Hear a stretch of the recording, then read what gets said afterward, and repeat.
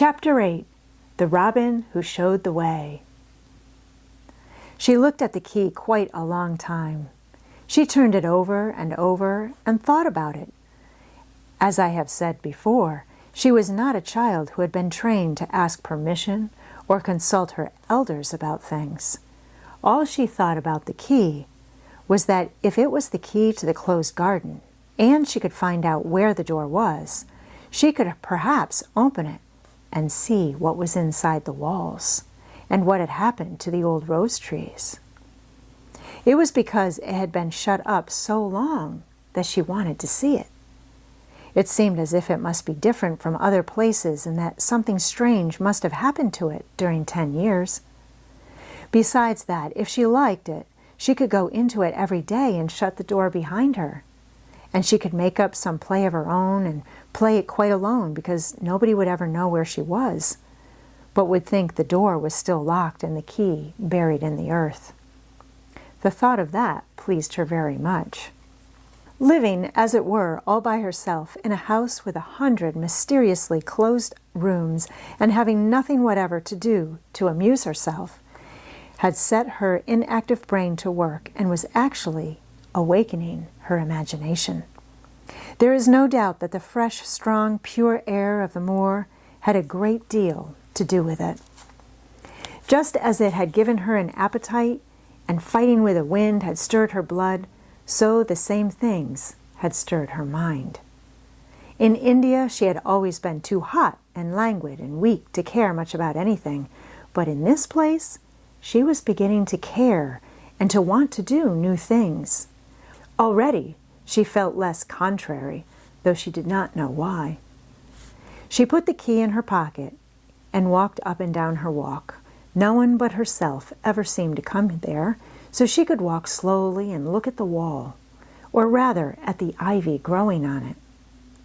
The ivy was the baffling thing. Howsoever carefully she looked, she could see nothing but thickly growing, glossy, dark green leaves. She was very much disappointed. Something of her contrariness came back to her as she paced the wall and looked over it at the treetops inside. It seemed so silly, she said to herself, to be near it and not be able to get in. She took the key in her pocket when she went back to the house, and she made up her mind that she would always carry it with her when she went out, so that if she ever should find the hidden door, she would be ready. Mrs. Medlock had allowed Martha to sleep all night at the cottage, but she was back at her work in the morning with cheeks redder than ever and in the best of spirits. "I got up at 4 o'clock, she said. It was pretty on the moor, with the birds getting up and the rabbits scampering about and the sun rising. I didn't walk all the way. A man gave me a ride in his cart, and I can tell you I did enjoy myself." She was full of stories of the delights of her day out. Her mother had been glad to see her, and they had got the baking and washing all out of the way. She had even made each of the children a dough cake with a bit of brown sugar in it. "I had 'em all piping hot when they came in from playing on the moor, and the cottage all smelt of nice, clean, hot bacon, and there was a good fire, and they just shouted for joy. Our Dickon, he said our cottage was good enough for a king to live in." In the evening they had all sat round the fire, and Martha and her mother had sewed patches on torn clothes and mended stockings. And Martha had told them about the little girl who had come from India and who had been waited on all her life by what Martha called blacks until she didn't know how to put on her own stockings. They did like to hear about you," said Martha. "They wanted to know all about the blacks and about the ship you came in. I couldn't tell them enough." Mary reflected a little. "I'll tell you a great deal more before your next day out," she said, "so that you will have more to talk about. I dare say they would like to hear about riding on elephants and camels and about the officers going to hunt tigers." "My word!" cried delighted Martha. "It would set 'em clean off their heads." "Would they really do that, miss? It would be the same as a wild beast show like we heard they had in York once." "India is quite different from Yorkshire," Mary said slowly, as she thought the matter over. "I never thought of that. Did Dickon and your mother like to hear you talk about me?" "Why, Our Dickon's eyes nearly stared out of his head, they got that round, answered Martha. But Mother, she was put out about your seeming to be all by yourself like. She said, hasn't Mr. Craven got no governess for her? Nor no nurse? And I said, no, he hasn't, though Mrs. Medlock says he will when he thinks of it, but she says he mayn't think of it for 2 or 3 years. I don't want a governess, said Mary sharply. But Mother says you ought to be learning your book by this time, and you ought to have a woman to look after you. And she says, now, Martha, you just think how you'd feel yourself in a big place like that, wandering about alone and no mother. You do your best to cheer her up, she says, and I said I would.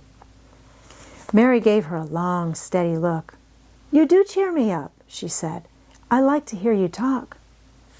Presently Martha went out of the room and came back with something held in her hands under her apron. What does thee think? She said with a cheerful grin. I've brought thee a present. A present? Exclaimed Mistress Mary. How could a cottage full of 14 hungry people give anyone a present? A man was driving across the moor, peddling, Martha exclaimed, and he stopped his cart at her door. He had pots and pans and odds and ends, but Mother had no money to buy anything. Just as he was going away, our Elizabeth Ellen called out, Mother, he's got skipping ropes with red and blue handles. And Mother, she calls out quite sudden, Here, stop, mister. How much are they? And he says, 2pence. Mother, she began fumbling in her pocket, and she says to me, Martha, thou's brought thee thy wages like a good lass, and I've got 4 places to put every penny, but I'm just going to take 2pence out of it to buy that child a skipping rope. And she bought one, and here it is. She brought it out from under her apron and exhibited it quite proudly. It was a strong, slender rope with a striped red and blue handle at each end. But Mary Lennox had never seen a skipping rope before. She gazed at it with a mystified expression. What is it for? She asked curiously. For? Cried out Martha. Does that mean that they've not got skipping ropes in India? For all they've got elephants and tigers and camels? No wonder most of 'em's black. This is what it's for. Just watch me. And she ran into the middle of the room and, taking a handle in each hand, began to skip and skip and skip, while Mary turned in her chair to stare at her, and the queer faces in the old portraits seemed to stare at her too, and wonder what on earth this common little cottager had the impudence to be doing under their very noses. But Martha did not even see them. The interest and curiosity in Mistress Mary's face delighted her, and she went on skipping and counting as she skipped until she had reached 100.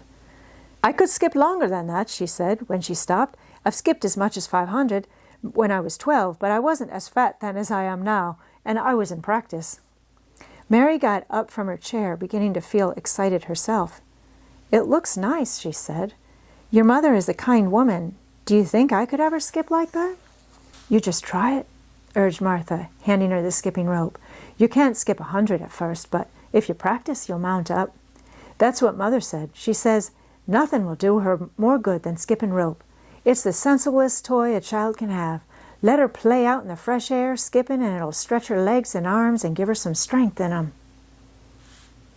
It was plain that there was not a great deal of strength in Mistress Mary's arms and legs when she first began to skip. She was not very clever at it, but she liked it so much that she did not want to stop. Put on the things and run and skip out the doors, said Martha. Mother said I must tell you to keep out of the doors as much as you could, even when it rains a bit, so as the wrap up warm. Mary put on her coat and hat and took her skipping rope over her arm. She opened the door to go out, and then suddenly thought of something and turned back rather slowly. Martha, she said, they were your wages. It was your 2pence, really. Thank you. She said it stiffly because she was not used to thanking people or noticing that they did things for her. Thank you, she said, and held out her hand because she did not know what else to do. Martha gave her hand a clumsy little shake as if she was not accustomed to this sort of thing either. Then she laughed. That ought to a queer old womanish thing, she said. If that'd been our Elizabeth Ellen, that'd have given me a kiss. Mary looked stiffer than ever. Do you want me to kiss you? Martha laughed again. Nay, not me, she answered. If that was different, perhaps they'd want to thyself, but there isn't. Run off outside and play with thy rope." Mistress Mary felt a little awkward as she went out of the room. Yorkshire people seemed strange, and Martha was always rather a puzzle to her. At first she had disliked her very much, but now she did not. The skipping rope was a wonderful thing. She counted and skipped and counted until her cheeks were quite red, and she was more interested than she had ever been since she was born. The sun was shining and a little wind was blowing, not a rough wind, but one which came in delightful little gusts and brought a fresh scent of newly turned earth with it. She skipped round the fountain garden and up one walk and down another. She skipped at last into the kitchen garden and saw Ben Weatherstaff digging and talking to his robin, which was hopping about him. She skipped down the walk towards him, and he lifted his head and looked at her with a curious expression. She had wondered if he would notice her. She really wanted him to see her skip. "Well," he exclaimed, "upon my word, perhaps thou art a young un after all, and perhaps has got child's blood in thy veins instead of sour buttermilk. Thou's skipped red into thy cheeks as sure as my name's Ben Weatherstaff. I wouldn't have believed that could do it." "I never skipped before," Mary said. "I'm just beginning. I can only go up to 20. "Thou keep on," said Ben. "The shape's well enough at it for a young'un that's lived with heathen. Just see how he's watching thee," jerking his head towards the robin. "He followed after thee yesterday. He'll be at it again today. He'll be bound to find out what the skipping rope is. He's never seen one. Shaking his head at the bird. "The curiosity will be the death of thee sometime if that doesn't look sharp." Mary skipped round all the gardens and round the orchard, resting every few minutes. At length she went to her own special walk and made up her mind to try if she could skip the whole length of it. It was a good long skip, and she began slowly, but before she had gone halfway down the path, she was so hot and breathless that she was obliged to stop. She did not mind much because she had already counted up to 30. She stopped with a little laugh of pleasure, and there, lo and behold, was the robin swaying on a long branch of ivy. He had followed her, and he greeted her with a chirp. As Mary had skipped towards him, she felt something heavy in her pocket strike against her at each jump, and when she saw the robin, she laughed again. "You showed me where the key was yesterday," she said. "You ought to show me the door today, but I don't believe you know." The robin flew from his swinging spray of ivy onto the top of the wall, and he opened his beak and sang a loud, lovely trill, merely to show off. Nothing in the world is quite as adorably lovely as a robin when he shows off, and they are nearly always doing it. Mary Lennox had heard a great deal about magic in her Aya's stories, and she always said what happened almost at that moment was magic. One of the nice little gusts of wind rushed down the walk, and it was a stronger one than the rest. It was strong enough to wave the branches of the trees, and it was more than strong enough to sway the trailing sprays of untrimmed ivy hanging from the wall. Mary had stepped close to the robin, and suddenly the gust of wind swung aside some loose ivy trails, and more suddenly still she jumped towards it and caught it in her hand. This she did because she had seen something under it, a round knob which had been covered by the leaves hanging over it. It was the knob of a door. She put her hands under the leaves and began to pull and push them aside. Thick as the ivy hung, it nearly all was a loose and swinging curtain, though some had crept over wood and iron. Mary's heart began to thump and her hands to shake a little in her delight and excitement. The robin kept singing and twittering away and tilting his head on one side as if he were as excited as she was. What was this under her hands which was square and made of iron, in which her fingers found a hole in? It was the lock of the door which had been closed 10 years, and she put her hand in her pocket, drew out the key, and found it fitted the keyhole. She put the key in and turned it. It took 2 hands to do it, but it did turn.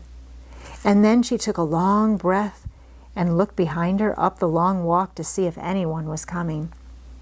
No one was coming. No one ever did come, it seemed, and she took another long breath because she could not help it. And she held back the swinging curtain of ivy and pushed back the door, which opened slowly, slowly. Then she slipped through it and shut it behind her and stood with her back against it, looking about her and breathing quite fast with excitement and wonder and delight. She was standing inside the secret garden.